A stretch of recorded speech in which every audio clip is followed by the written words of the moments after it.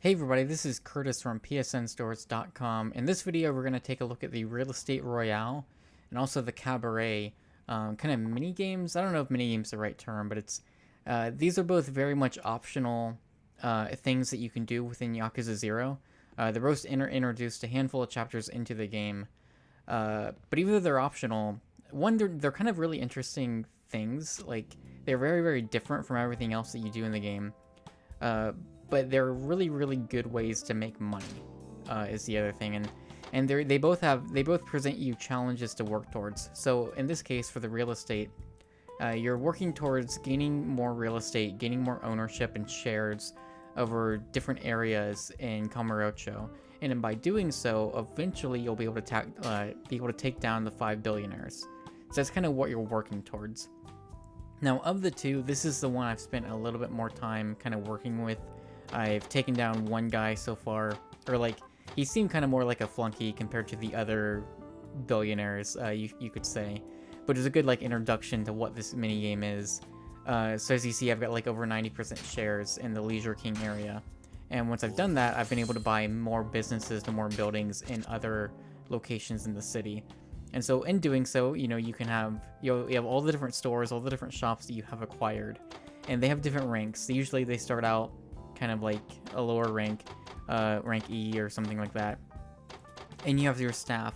So the staff are people that will join you from different sub-stories you finish, different activities you complete, mini games that if you play enough mini games, maybe you'll meet somebody or get something that will join your staff list as well. And in doing that, you can use them to invest upon these shops. And if you invest the right kind of person who has the right skill set, you'll be able to level these shops up, and by leveling them up to the S rank, you'll be able to get more money. You'll be able to collect more money from them when you do collect different payouts. So you want to do that. You want to be investing a lot every payout round is another opportunity to invest in these shops, and you want to do that. Like you see here, I'm able to level up this one to A, and I've invested in that one, so I can't invest again until I do another payout. Now, on the left side of the screen, the Leisure King area, that shows you what that area of the town is. And basically, to get these shops, you just walk around town, and you walk up to something that you can buy, and you purchase it, and that's added to your list of shops. And it all depends on the different area of town that you're in. You can also like initiate a payout, and so that takes a certain amount of time, and that actually shows you in that bar there. If we've initiated a payout, it would start filling up. You can actually do things to lower the amount of time you need to wait. But for right now, we haven't initiated anything yet. What else? You've got managers and staff, or in security, I should say. And those you can assign whoever. Obviously, you want to assign people that are maybe better suited to those positions. And so once you've gotten, I think it's like over 90% of a share in the Leisure King area, there's a big fight you do, and then that opens up other areas that you can start purchasing property from. And that's how eventually you'll grow your real estate business to hopefully own the shares of most of Kamurocho. But again, it's an interesting thing. There's definitely some depth here. There's some things that I probably don't know yet either. But it's the type of thing that, you know, it is optional. It's a really good way to make money, so you probably should start investing in it pretty early once you unlock it. But it's totally the type of thing that you could I think even just from watching this video, you could potentially see how something like this could result in just hours and hours of just spending your time here, doing real estate stuff, doing cabaret stuff. Now, in a minute, we're going to switch over to the cabaret side. That way you can see what Majima's up to and what he's able to do with the cabaret. That stuff is a little bit more involved, whereas the real estate is something that you can kind of just do as you go. You know, you can buy buildings as you're exploring the city. You get new staff members as you're doing that. It's the kind of thing where you're not like where the cabaret, you'll see you're actually triggering a specific event that will happen, and you'll have to play it out. And depending on how well you do, it will kind of result in whatever kind of success you might find. Whereas this is a little bit more different. You're triggering payouts and stuff like that, eventually making money. But this is much more about buying shops and dealing with that kind of side of real estate. Whereas Cabaret, that thing in and of itself, as you'll see in just a second, is much more active. and what you're able to do. So we're going to switch on over to the cabaret side, and we'll check in with Majima. Alright, here we are in the Cabaret Club Czar of Sotenbori. So this is kind of in conjunction with the real estate part for Kazuma. Majima's got this this cabaret that he runs, and so what we can do here... Now, admittedly, I've done a little bit more with the cabaret. I've only done a little bit with or did a little bit more with the real estate. I've only done a little with cabaret stuff, so haven't done much with that. But we'll take a look at it really quick, just so you can get a general idea of what you can do here.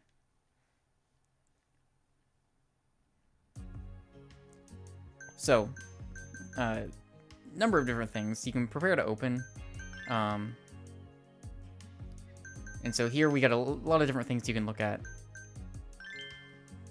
So we look at our club status. We can look at the different areas of Sotenbori. Kind of your goal here with all these, you know, different, with the real estate and this, is you want to take down the 5 billionaires or the 5 businessmen that are like, kind of running the town, whether it's real estate or with these clubs. And so you do that by slowly gaining either control or fans of these different areas. So you can kind of look at like how you rank there. Now granted, again, I've done very little here, so I'm not that far into this. But then you have your hostess list. So we've got Yuki here. Junko. And you start with like 3, but then you eventually end up getting more as you can recruit them.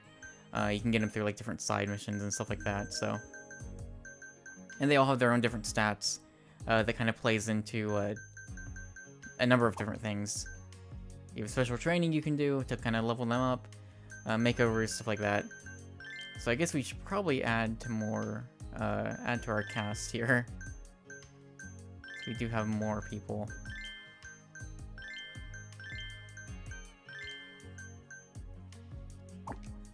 And we'll probably just do a very quick run.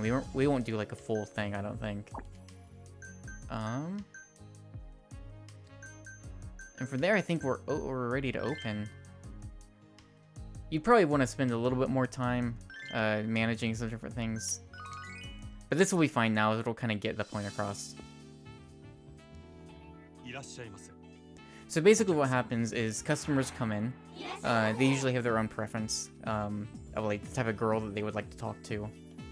And in doing so, you know, you'll see those preferences and you'll see what each girl is good at, and then like if you go through and select, it'll show you like the rating that they would give. I think this is... I don't think there's necessarily anyone here for this guy. Oh wait, here. There we go. I guess we'll go here with her, Junko. So you have these different tables that you can sit different people down, and so you want to kind of be a little quick about it.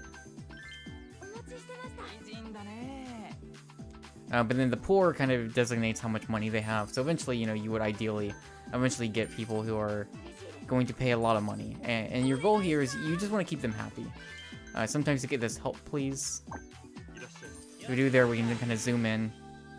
And usually the girl will signal for something that she wants. She'll give a specific signal. If you don't recognize what that symbol is, she'll tell you, oh, she needs a glass. So you do that, get a bonus order, and that's basically the gist of it. You know, it's... let's see here. Let's go...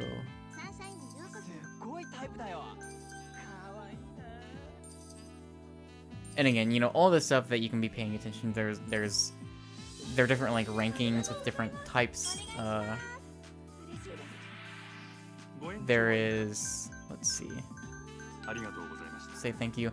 Oftentimes, like once you start getting people in who are a little bit more wealthier, you'll want to do things to keep them around. You'll want to keep them sticking around for longer so that they can pay more money. The whole kind of, you know, premise of these things here, these mini games in particular, is to get as much money as you can. It's a really good way of getting money. So let's see what she's looking like. Ladies class, maybe? Yep, we got it. We're good. This whole thing is kind of weird, also. But as you see, there's your time left. There's, you know, the charges for each different customer. Guest glass? Yep. And you start to learn the different hand signals as well. So the other thing you can do is when the meter fills up, you can hit R1 to get a sunshine fever.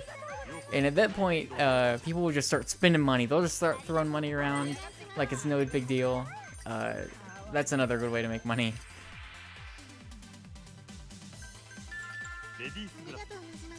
So that's the whole thing, right? It's like as these things are playing out, you just want to keep people happy. The happier you keep people, the more likely they are to come back, the more likely they are to tell other people. So word of mouth will grow. And the more likely you are to just get better business as you grow your cabaret. So, I think that's a pretty basic look. I mean, there's obviously a lot more as you can... If you just look at this, you can tell where things can get pretty complicated and how you could spend just a lot of time here. There we go. And of course, there's quite a bit to pay attention to here. There are 6 tables, but... a number of different things are happening at any given time, so... Let's see, well... Let's go ahead and finish this off, there's only a minute to go.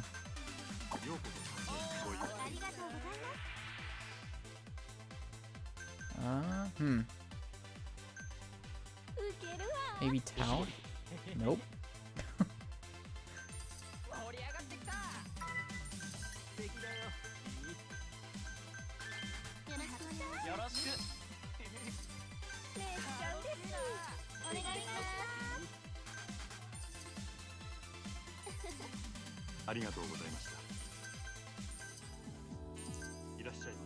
And of course you also notice that there's like the timer under each table that will kind of show you how much longer the guest is planning on staying. And you can do things to get them to stay longer, which ultimately is your goal. You want them to stay as long as possible to get as much money out of them as you can. That's the Tao signal.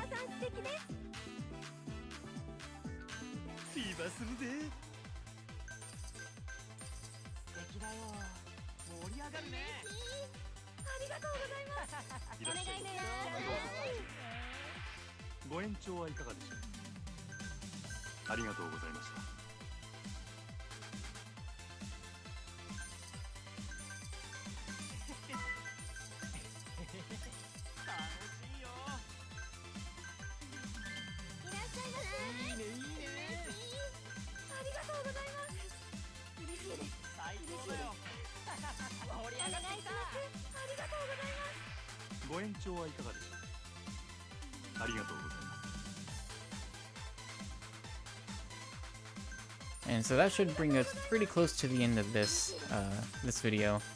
So again, hopefully that gives you a decent idea of what's in it for the real estate and also the cabaret kind of mini games. I don't even know if mini game is the right word to call these. There's a lot to them, and even though they are completely optional, it is a really good way to get money.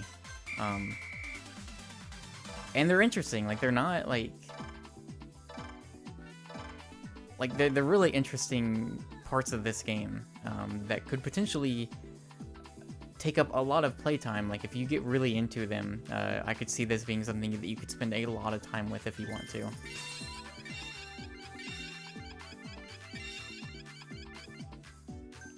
So I feel like that went kind of well, for the most part. But anyways, thank you for watching, as always, and until next time, I'll see you later.